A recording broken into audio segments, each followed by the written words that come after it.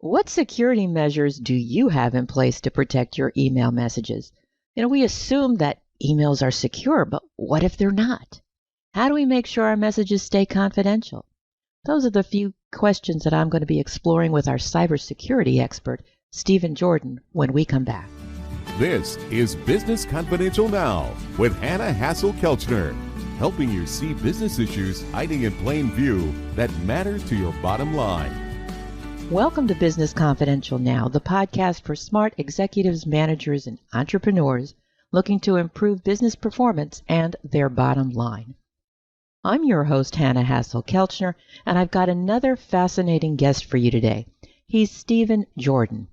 Stephen focuses on cybersecurity for small businesses at Sound Cybersecurity. He brings over 33 years of experience to the table, having worked as a technician, system administrator, system engineer, and IT manager. I'm really excited to have him join us today to demystify email security measures for us. Welcome to Business Confidential Now, Stephen. Thank you, Hannah, and I'm glad to be here. Glad to have you. For many of us, email is a black box we type into, and we assume it's secure. But you know what they say about assumptions, right?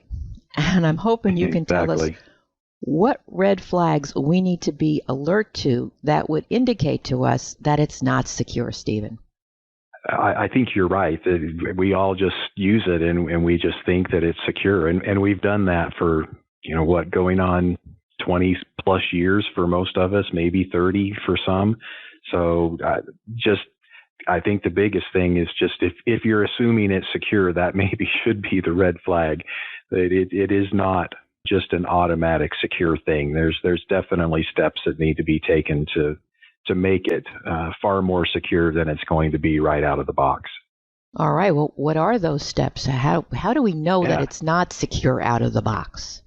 You just, unless you have, purchased your email subscription service through a very highly encrypted and secure system that's out there. And I'm sorry, I don't know any of the names of those because I don't deal in that space with, top secret and government Department of Defense type things. But if you're just buying the normal everyday Google, Microsoft, or other email or exchange hosting services out there, just out of the box, you can just know it's not going to be a secure thing. And there's just some steps that you should take. And I, have a kind of a lengthy list in a blog, not to bore everybody in a podcast with all of those, but, using a modern and secure email platform is a first step in that. A lot of the different companies that we register our domain names with, be it like the network solutions, GoDaddy, Cloudflare, and many others that are out there, they often will provide a very inexpensive type of email service along with that domain name registration. Those are just the old SMTP POP type email services that we started with decades ago. And we know that those protocols are easily compromised. So using something like Microsoft 365 or Google Workspace is going to be definitely going to be a step up in using a more modern and secure email platform. Are they perfect? Are they the most secure things on the planet? Absolutely not. We've recently heard of Microsoft's own email compromise here in the last few weeks. So it's definitely not secure as it could be at that point, but it's definitely more modern. There's a lot of old email features, and we call them protocols, that need to be disabled, and so that newer ones are used. Many other steps, using strong passphrases instead of just passwords, and preferably ones that you're not using anywhere else, using multi-factor authentication, setting your account lockout settings, using email warning tags and attachment blocking. Those are just free things that you can get in and configure your email system to do to make your security much, much stronger. And then from there, the list, there's another list of that long of things that are going to start costing a little more time and All right, Stephen, you're scaring me here.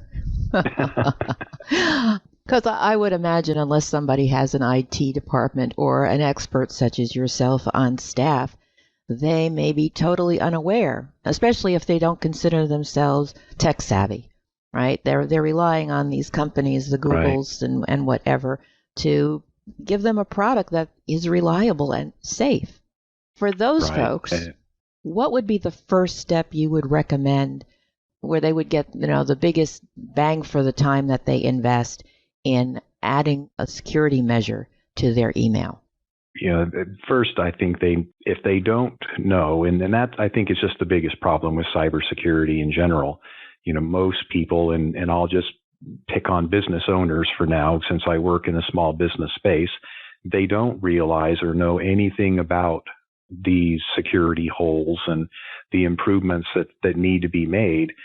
So it's kind of easy to turn a blind eye to it because you just don't know that it exists. So getting with somebody like myself that can give you some direction and advice would be, a huge first step.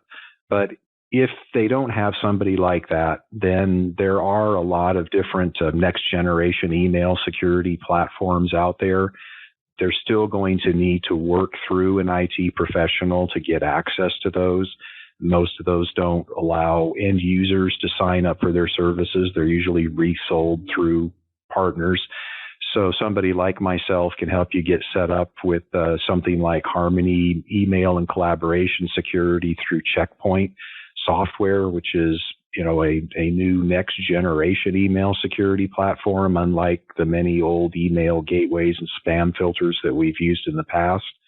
I'd say if there's any one thing that in the list that would make a huge amount of difference and get them on the right path really quick, that would be the first step. But they should never think that that's the only step. When I usually start talking about email security with most business owners, they'll often just kind of tune out because they know they already have some sort of email security feature built into their email hosting, whether that's with Microsoft or Google, or maybe they pay a monthly bill for a separate, email security, spam filter, virus filter for their email. And they just immediately go, oh, check mark, I'm covered there. Well, no, that's just one of about 15 things on the list that you need to check off. All right. Well, that sounds like it's pretty complicated. And I think my first question, if I wanted to pursue one of these options that you're talking about, is it going to change my email address? Because, that's something that can stop people in their tracks from making a change. They have all these contacts who have their existing email address. Now you have to give them a new address if you're going to another system, or can you bring your address with you? How does that work? Yeah, you can definitely keep your email address if you have a custom email, or I should say custom domain name. So, of course, in my company's case, soundcybersecurity.com is my custom domain name, and I can take those email addresses anywhere that I want to take them, and so can any other company that has that.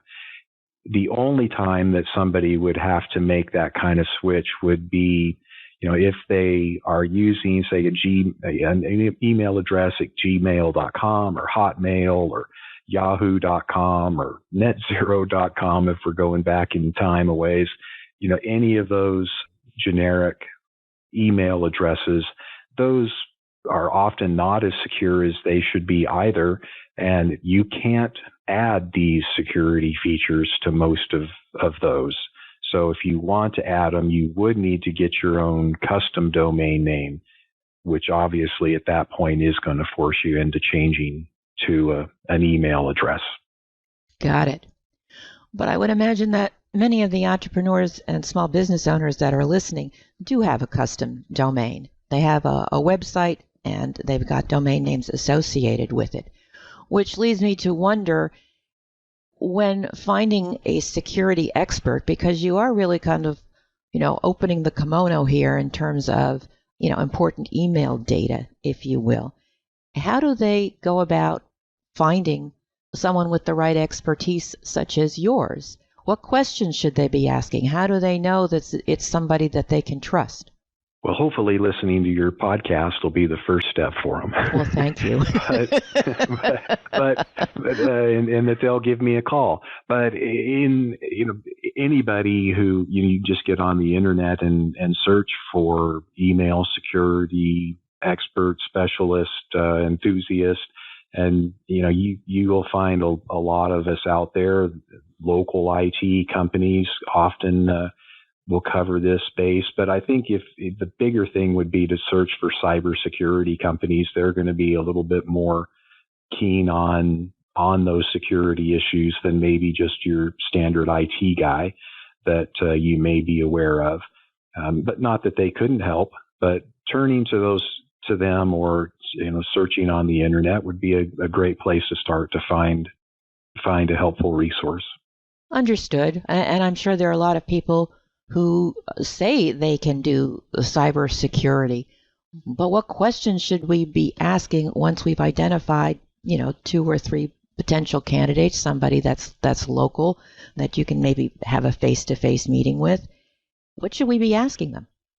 I'd be looking at how long they've been in the business, how many, ask for some references for, a couple of their clients and get those and get in communication with those people to see, how they feel. But, there isn't a good industry scorecard, I guess, out there. Anybody with the knowledge could spin up a website and talk really great things about themselves. So I would probably dig in a little bit deeper as to, what platforms or tools they would be using or providing you with to secure everything. And you could then do some reviews on those tools and services that they will be using to protect you. But again, I'd go back to that. Just how long have they been at it? I mean, you definitely want somebody who's been dealing with email for a long time. And, for instance, in my case, I started hosting email for clients in 2000. I've been, of course, working with other email services for my clients and hosting it themselves prior to that. But that's been about 20, going on 24 years now that I've been hosting email and evolved with that over the years. It just continues to change. You think email's email, but there have been a lot of changes in that time frame. And if somebody were to make that kind of a transition to a different email server, whether it's with you or someone else, about how long does something like that take time-wise? Is it a matter of days, weeks, months to do that type of a transition? Can you give us an idea? Well, if they actually are in a bad place with their email hosting provider, that's something that could take a couple of weeks to work through. If it's just a single person, it could just take some number of hours to transition over to an email service. But then transitioning more into securing your existing email, for instance, if you're with Microsoft 365, that's something that could require not very much time, just a little bit of coordination time on the part of the end user, maybe a little bit more on our end, but it's really not a complex process to start implementing these things. It's just a process and a little bit of time here and a little bit of time there. And within some number of months, 2 to 3 months, many of those, if not all, could be implemented and fully up and running. So does it depend on the number of emails? I mean, small business that probably has a handful of employees and they may have additional emails for customer service or information that aren't, name specific. They may be more department specific or product specific. Does the number of emails make a difference or is it just, plug and play, move it over? So it makes a difference if they do need to migrate. If they need to make that switch to a more modern, secure email platform, then yes, the more users or mailboxes that they have, the more time it's going to take because all of that data needs to be moved. All the messages, maybe calendar appointments and contacts, all of that will need to be moved. So if you've got 10 users, that could be the better part of a day. If you've got 100 users, that could easily take a week or two to move that much. Okay. Well, let's talk about 10 users and under, and Okay. mailboxes that are, you know, not overly stuffed, let's put it that way, where people aren't keeping 10 years of emails. You mentioned it could take a couple of months, but I'm wondering in terms of budget, how big a budget are we looking at to be able to, move the typical email from, let's say, GoDaddy to something more secure? Yeah, to Microsoft 365. I would say that would be in the hundreds of dollars, maybe under $1,000 if it's just a 10 user. Yeah, so not too much money, and on an ongoing basis. I don't have those monthly costs just off the cuff, but there's lots of different Microsoft subscription levels. Just the most secure 365, which would be the premium package, is like $22, $23 a month per user. But that's just, for the platform itself. That doesn't include any advanced security and, all the other features that could easily add another, $15, $20, $25 a month per user once all of those security features are enabled. So if you're spending somewhere between $30 to $50 a month per user, would kind of be an ongoing budget that I would expect to know that you've got a good platform and that this right security is in place. But as far as the upfront move, I think probably $1,000 budget would be a good expectation for that migration. And they may be able to do it cheaper. Mm-hmm. Well, that's a good ballpark. I'm not trying to pin you down, but, are we talking, 3 figures, 4 figures, 5, 6? Right. It's, gotcha. That's something that could factor into somebody even wanting to look at this, as opposed to saying, right. Yeah, I know I get some spam emails. I just delete them. It's okay. Not that it's great. It's a nuisance. It's annoying, but I don't feel like it's going to be a cyber attack that is going to require me to pay a ransom for documents or anything like that. It's about, the risk they're willing to take and the time and the cost to plug that hole. Yeah, and with 91% of all cyber attacks beginning with an email,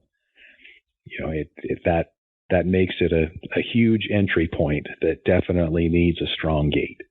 Well, you've raised an interesting issue here about cyber attacks. What makes the email? I know we've heard about people opening up a link in an email or an attachment in an email that then allows a virus into the system. But is there more to that? Yeah, there is. And yeah, some of those, it is a link that you would click on. There are some awful ones out there that just opening the email can have an impact on you, but definitely opening attachments or clicking on links within an email that you shouldn't will open the door to that. But there's more to it in just being able to spoof an email address, which another one of those wonderful techie terms, but right now, given my level of knowledge about email servers, as long as I know your email address, I could create, or we'd say spin up, an email server here in my office. And within a short number of bit of time, minutes maybe, I could start sending email out as if I were you. I could start to pretend to be you. And with a little bit of investigation, which these cyber criminals do, maybe they've gained information from other compromises that have existed in the past. Maybe they've intercepted emails through computers they've already hacked. However they get it, they start to learn about our lives, whether that's through social media or companies' web pages. They start learning who's who, and then they start using our email address to send email to the right person with a pretty convincing story. Hey, I need you to wire transfer X amount of money to, whatever vendor XYZ, and, send this amount, and, here's the wiring instructions. And suddenly they just gave away $50,000 to a cyber criminal. And that email didn't contain any links, didn't contain any attachments. There was nothing within the email that would have triggered anything in the way of a virus or spam filter, but yet it was obviously malicious, and it social engineered somebody into doing something that they shouldn't. So that type of security needs to be addressed through something we call DMARC. That's some protocols that we enable that will stop them from being able to use your email address. And right now, it's something everybody needs. And the sad thing is, it's probably less than 5% of all domain names actually have that protection in place today. Well, that is scary. So please don't do that to my email. Yes, I won't do that to your email. Okay. Well, we've covered quite a bit, and I'm sure we may be scaring the sauce out of some people. And it's certainly not intended to paralyze you with fear, because what we really want is to empower you with more information to be able to make your business safer and more secure. Is there anything else, sort of top line, Stephen, that you think we need to know that we haven't covered about, the generic type of email service providers? Even with all the best security in place, in the end, us humans are the final line of defense.